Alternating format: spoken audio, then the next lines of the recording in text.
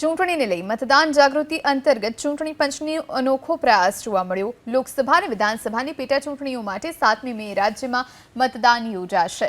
ત્યારે આ વખતે 13 લાખથી વધુ ફર્સ્ટ ટાઈમ મતદારો મતદાન કરશે। મીડિયા ગ્રુપ જીટીપીએલ અને વર્ચ્યુઅલ હેડ્સ તરફથી ઇલેક્શન મેટાવર્સ વિકસાવવામાં આવ્યું, જેનું રાજ્યના મુખ્ય ચૂંટણી અધિકારી પી ભારતીના હસ્તે લોન્ચિંગ કરવામાં આવ્યું।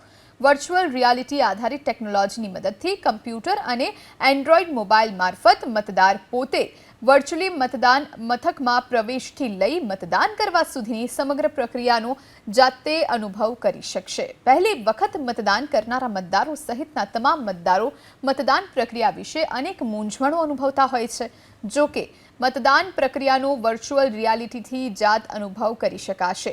learntovoteceo ગુજરાત government.com પરથી ઇલેક્શન મેટાવર્સનો ઉપયોગ કરી શકાશે।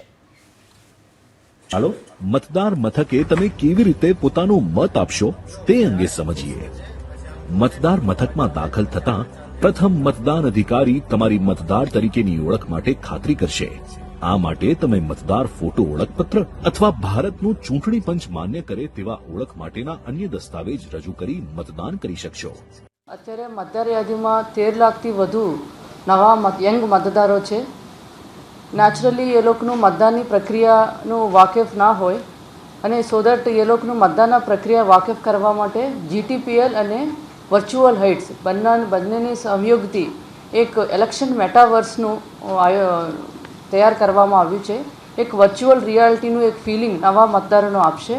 2022માં પણ અત્યાર સુધી એકવાર પણ મતદાન નથી કર્યું એ લોકોનું માટે પણ મતદાનના પ્રક્રિયા કેવી રીતે થાય એનું માહિતગાર કરવા માટે એક નવતર પ્રયોગ કરવામાં આવ્યો છે।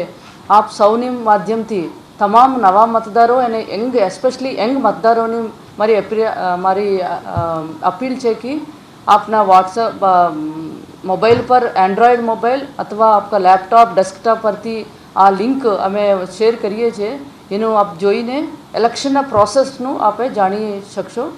Thank you.